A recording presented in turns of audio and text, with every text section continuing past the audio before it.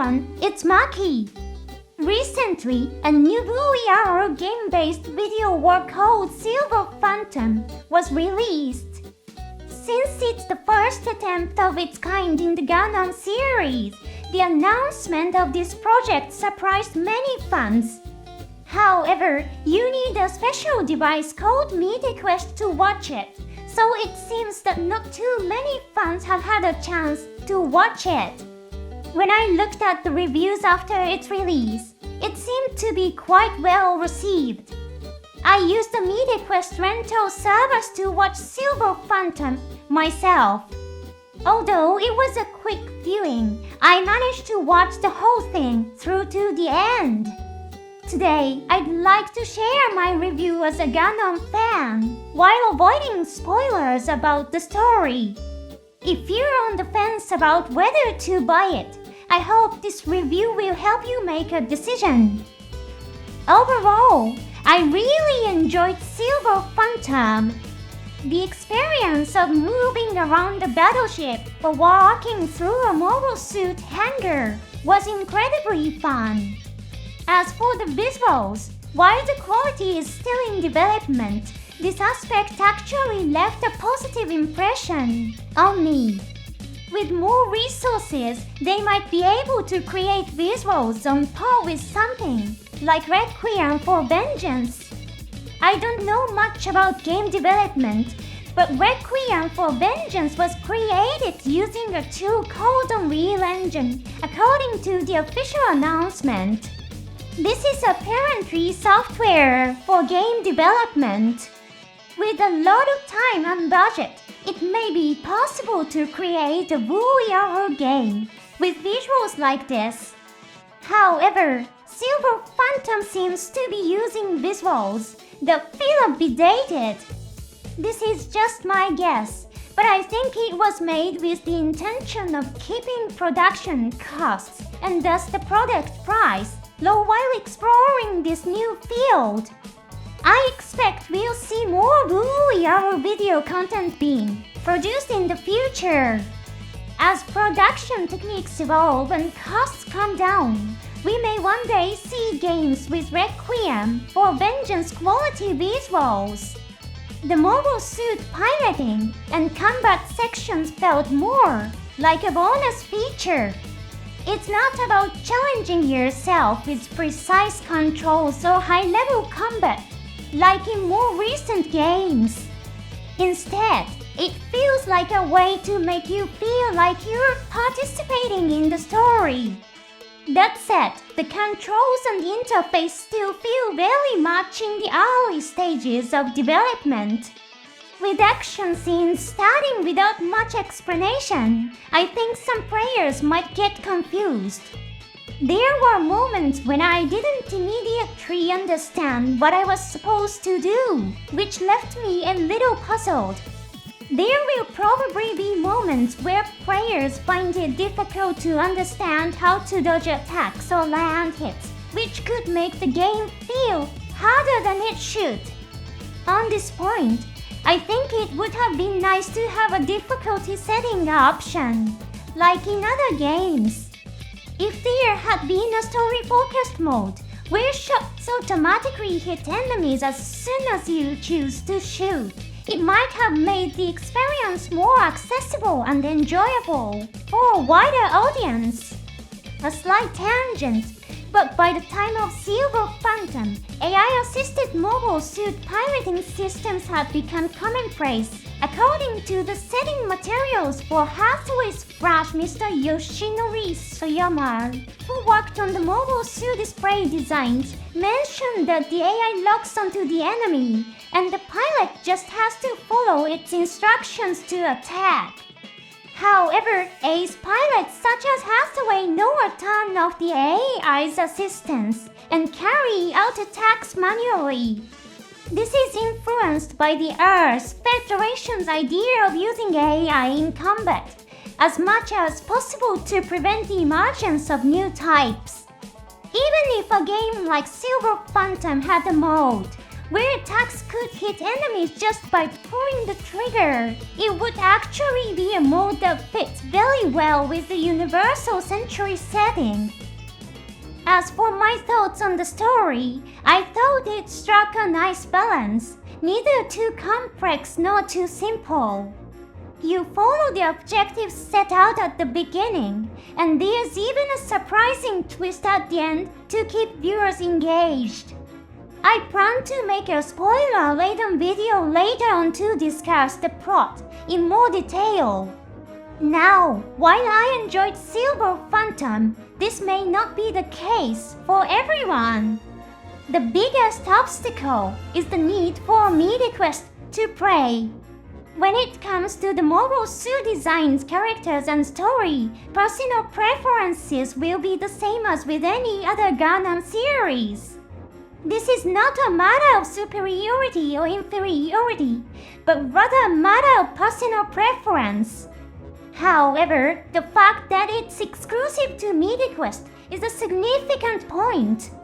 If you already have a melee quest from before Silver Phantom was announced, I highly recommend it.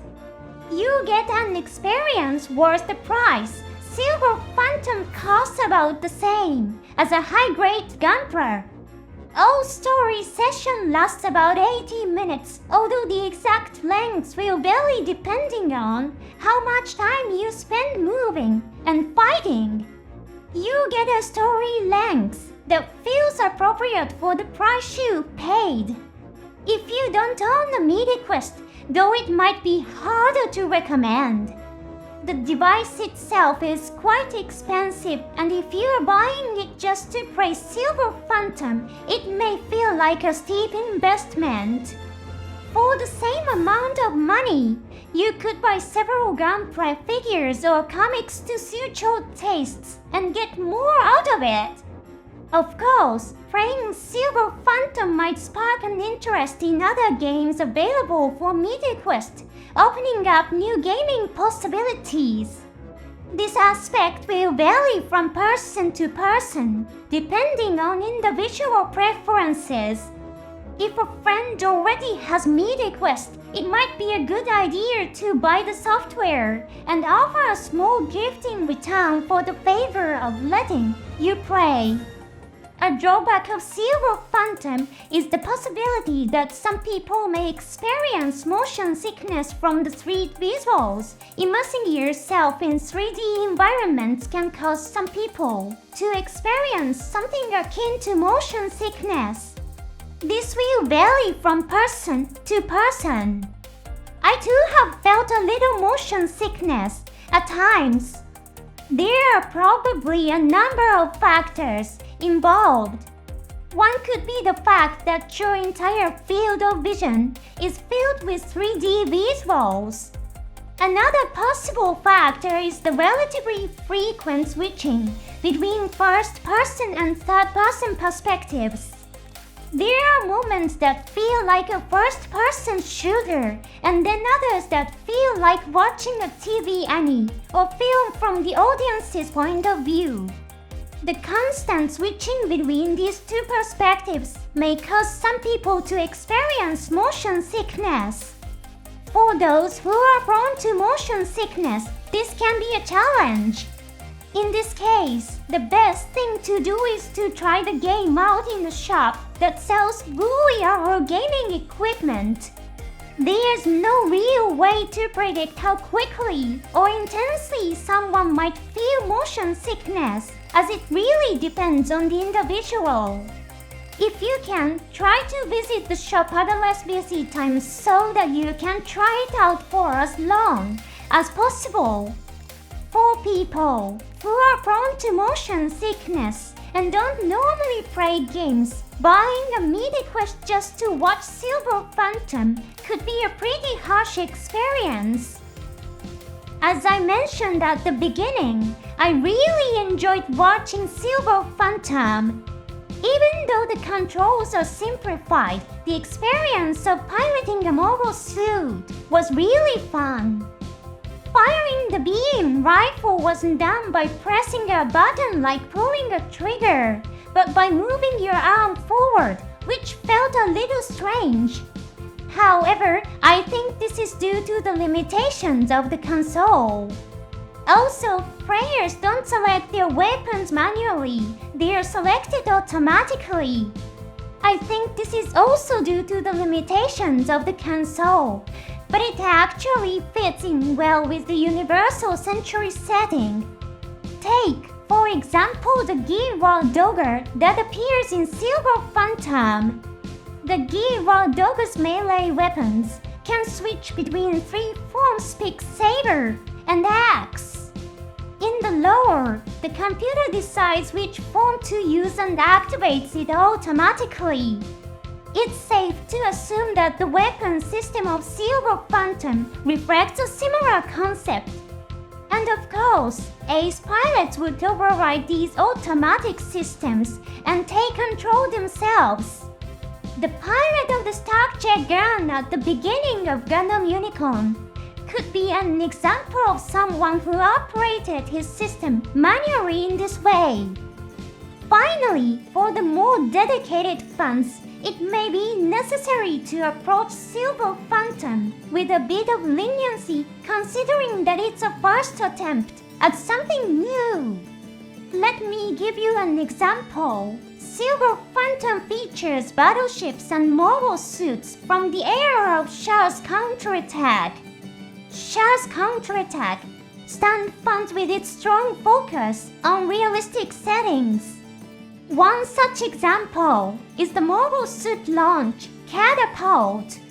The story depicted a detailed process of storing a mobile suit in the compartment, moving it to the launch catapult, and then launching it.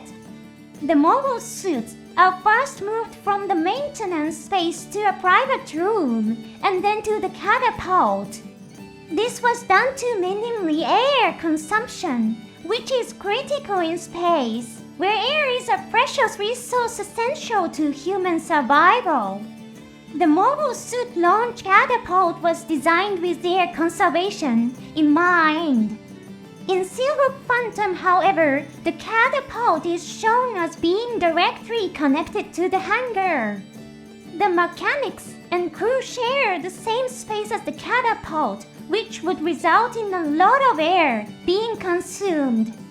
I think this was done to simplify the visuals and streamline the production process. The experience of entering a lift to move a mobile suit may be something we'll enjoy in future games. With Requiem for Vengeance coming soon, we may see a more refined gaming experience with visuals of this caber in the near future. Silver Phantom gives us a glimpse of that promising future. Thank you for watching to the end.